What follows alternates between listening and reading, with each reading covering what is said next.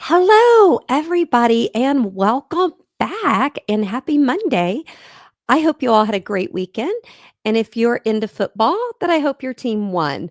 Um, I'm not a Chiefs or Eagles fan, but to be honest, I was kind of hoping the Chiefs would win just because I thought it would be pretty cool to win three back to back because it hasn't been done, but it was not meant to be. So, I am Terry True Crime, and welcome to Midday Missing, where we highlight current missing person cases that need more attention. Midday Missing is proud to be a part of TCWT Media, bringing awareness to missing person cases every Monday and Wednesday at noon Central. As we focus on delivering the best content possible, all of our shows, except for Midday Missing and True Crime and Wine Time, are currently on hiatus. But there's exciting news.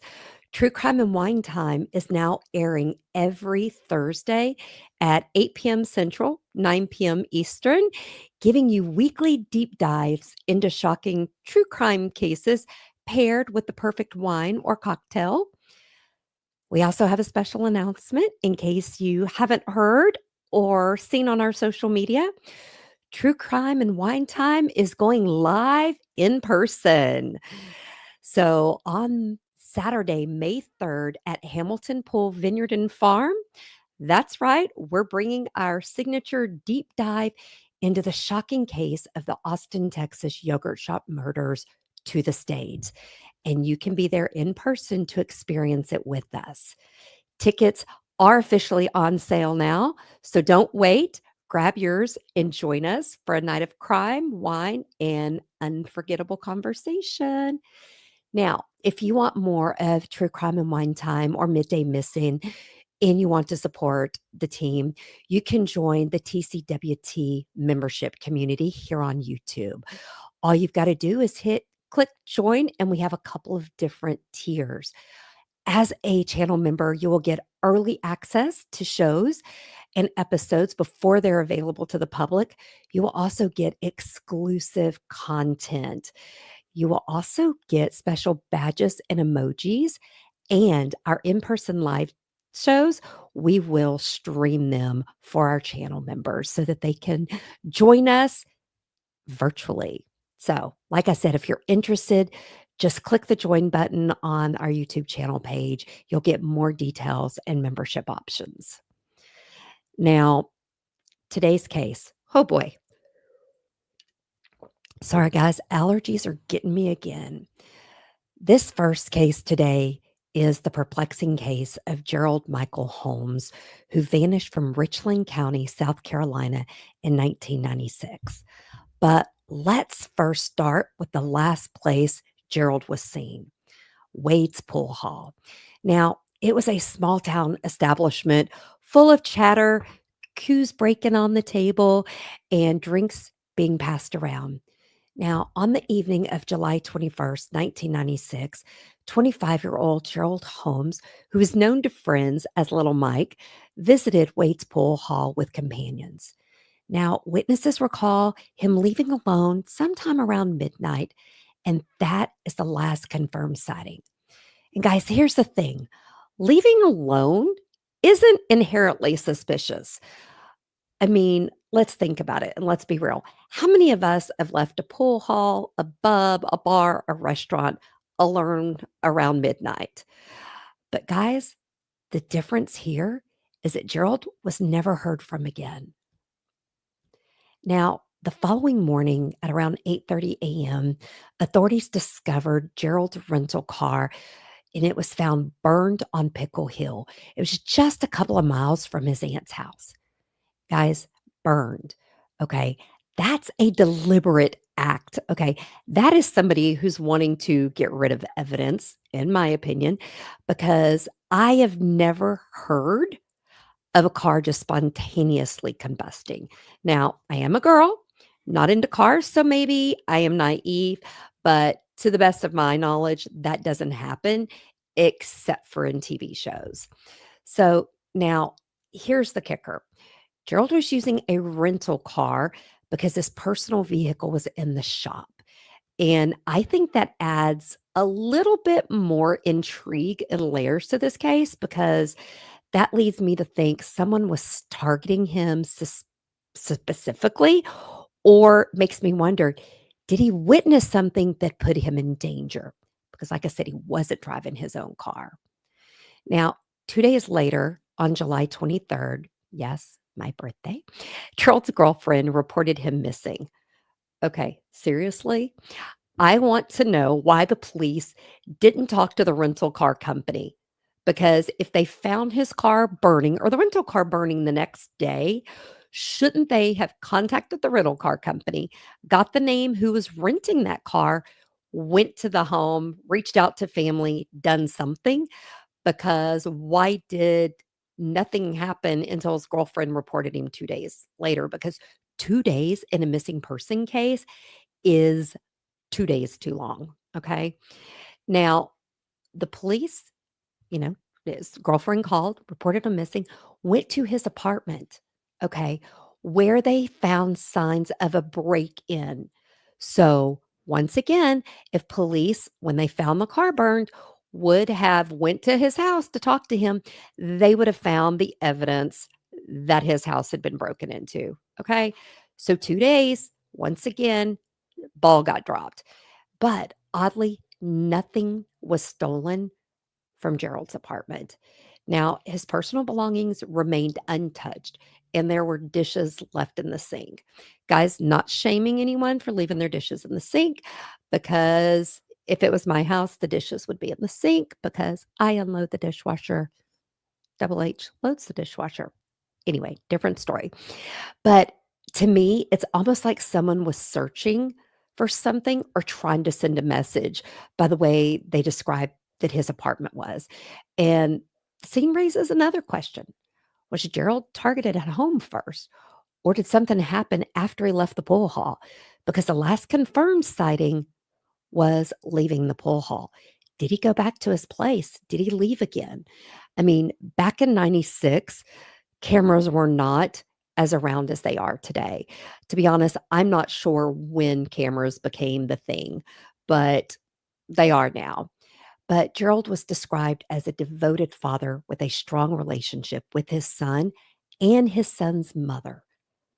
Okay, guys, this detail really hits home because it's one thing to disappear, but to leave behind a child you love, that's not something someone like Gerald or most of us would do willingly. Because as a mom, I could tell you, I wouldn't just walk away from my kids, even when they drive me insane. And they're adults and they still drive me insane. But I want to fast forward to 2019, which is over 20 years later. The case was reopened. Okay. The Richland County Sheriff's Department's cold case unit hoped that time and technology might help uncover new leads. Sadly, nothing has been developed. Gerald's family is still seeking answers and holding on to hope that one day Gerald will be found. So, I want to ask you if you have any information about Gerald Michael Holmes, no matter how small or insignificant it may seem, please contact the Richland County Sheriff's Department at 803 576 3000. Because, guys, just that one call could bring his family the justice they deserve and give his son answers. Now, this next case is just as heartbreaking, but I'm going to tell you right off the bat, Terry's going to try to hold her rage. Okay. I'm going to try to hold my rage because this case has left a family and a community searching for answers for over 2 decades. It's the story of Shelton Sanders, a young man who disappeared from Columbia, South Carolina in June 2001. Guys, we did not intentionally pick South Carolina for both cases, but here we are. We're in the South. This case is filled with mystery, heartbreak, and ongoing hope for justice. Now, I'm going to warn y'all, I told you I was going to get a little on a rampage, a little rant, but I guarantee you, those who follow us and are deeply interested in true crime, you're going to have a lot of thoughts on this one. Shelton Sanders was a 25-year-old man living in Rembert, South Carolina in 2001.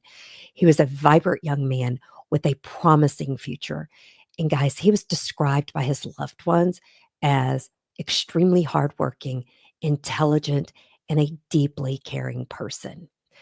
Shelton was a student and worked as a computer analyst at the University of South Carolina's School of Medicine.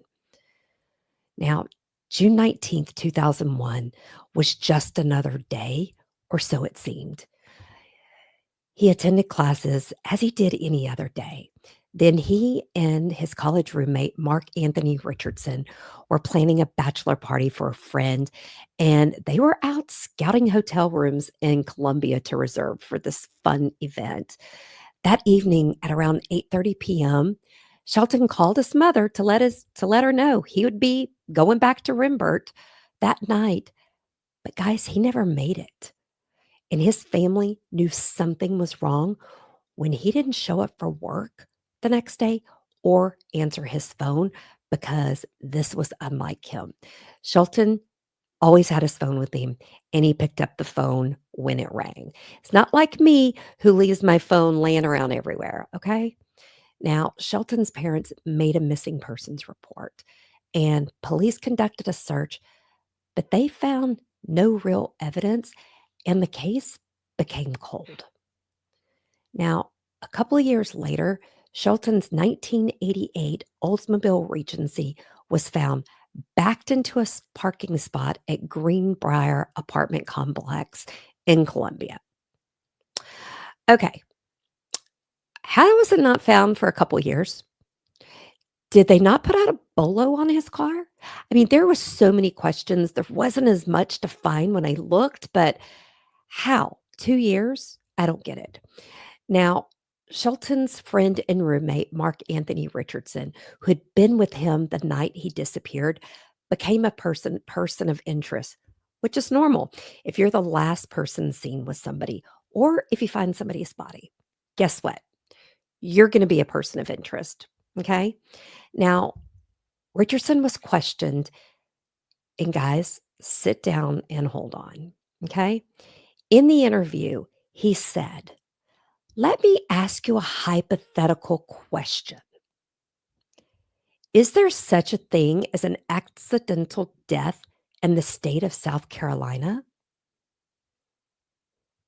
Hypothetically? Really? Then, guys, then he put his hands in his face like that and said, "How can I explain getting rid of a body?" Okay. He then refused to say anything else. Um, Guys, please tell me I'm not the only one that says, "What the F?" If that doesn't move you up from a person of interest to a full-blown suspect, I don't know what the hell would. Okay? Like I said, he refused to then say anything else. Now, authorities were able to use cell phone records to prove that his cell phone was right where Shelton's car was found. Now, in addition, Shelton and Richardson were seen at 3 hotels that evening between 9:30 and a little after 10. And then they returned to Richardson's apartment between 11 and 11:30. Guys, a neighbor reported hearing 3 gunshots from the apartment.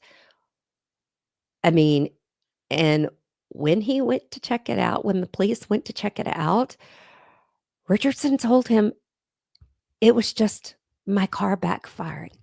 It wasn't anything. So, not only does he tell his neighbor who heard it that it was just my car, but he tells the police that later, okay? Now, Mark Richardson was arrested in October 2005 and being charged with murder in connection to Shelton's disappearance. Now, despite being charged with Shelton's murder, Richardson has consistently maintained his innocence. Guys, in 2008, he stood trial, but the jury was unable to reach a verdict and a mistrial was declared. And without Shelton's body and only circumstantial evidence, The case is in limbo. They decided not to retry the case. Now, online, you can find a lot of information. And one of the comments that struck me was from one of the investigators who investigated this case when he said the jury was racially divided. And that's why there was a mistrial. Okay, racially divided. A jury is not there to make a decision based on race. A jury is there to make a decision in a verdict based on evidence, even circumstantial evidence, not race. Nowhere does it say when you become a juror, hey, you need to decide a case based on race and decide race. That is not a key. That pissed me off. Okay. And I saw that comment so many times and it infuriated me to think that this man is walking free because jurors couldn't come to a decision based on race. Race doesn't have a damn thing to do with it. Okay. Let's stop and look at this. 3 gunshots are heard. Okay.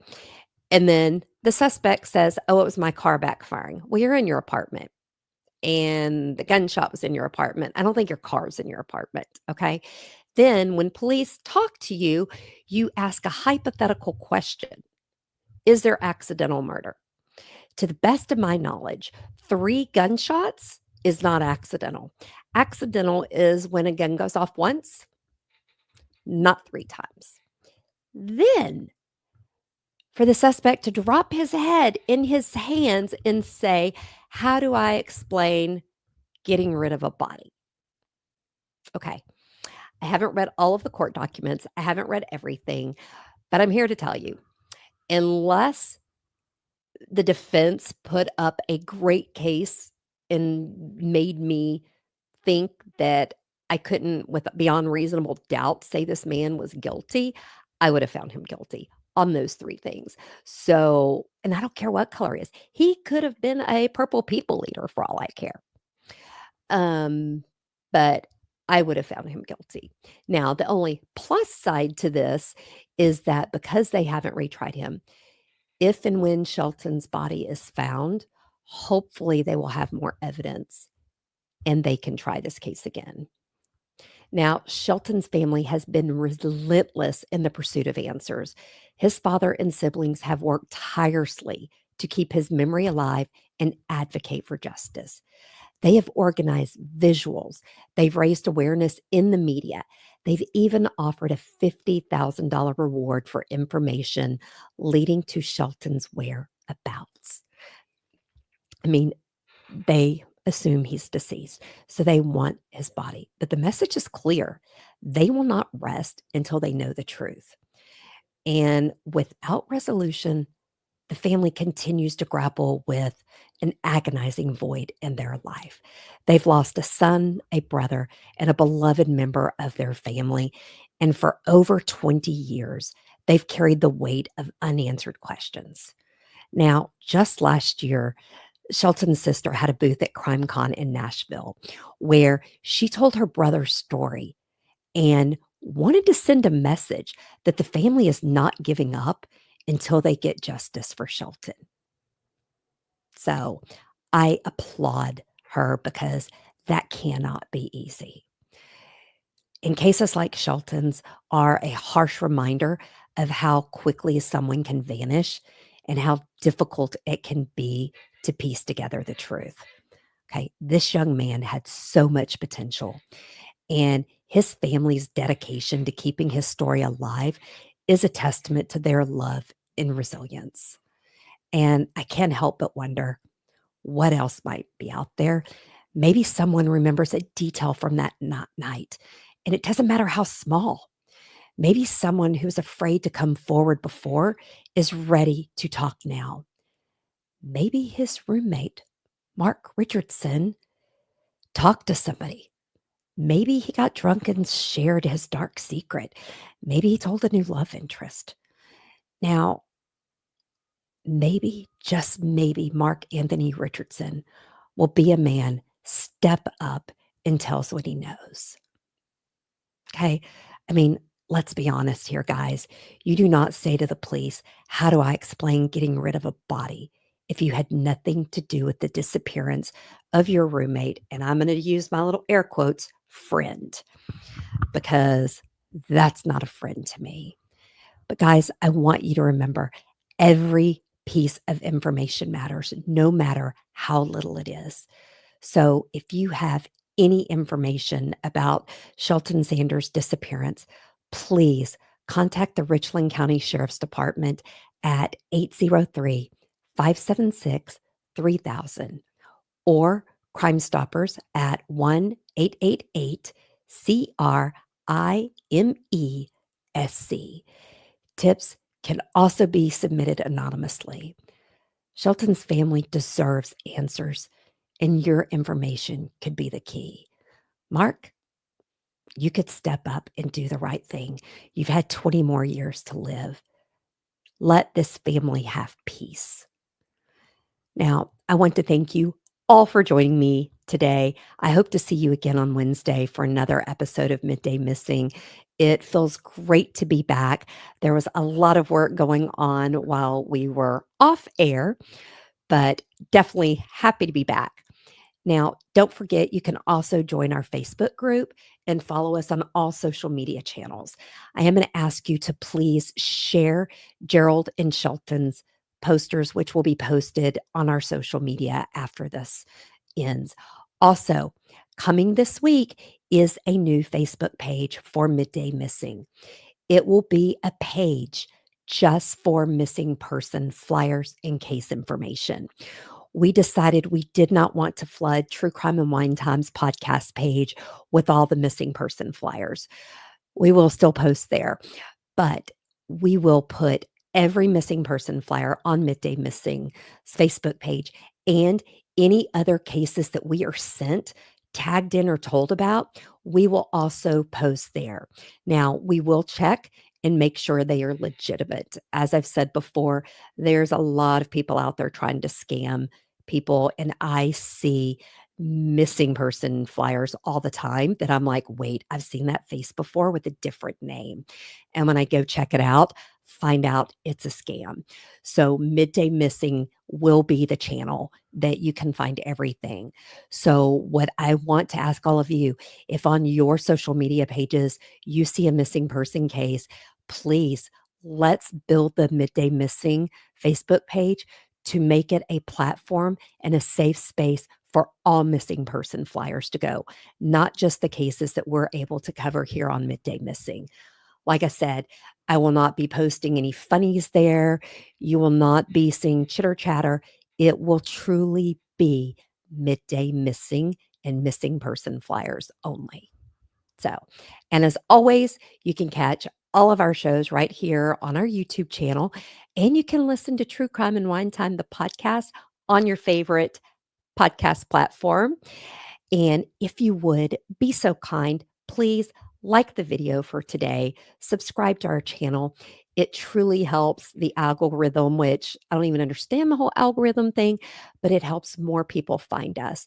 And for Midday Missing, it is critical that more people find us because the more people who find us, the more chances and opportunities we have to help one of these families get a tip to help find their loved ones.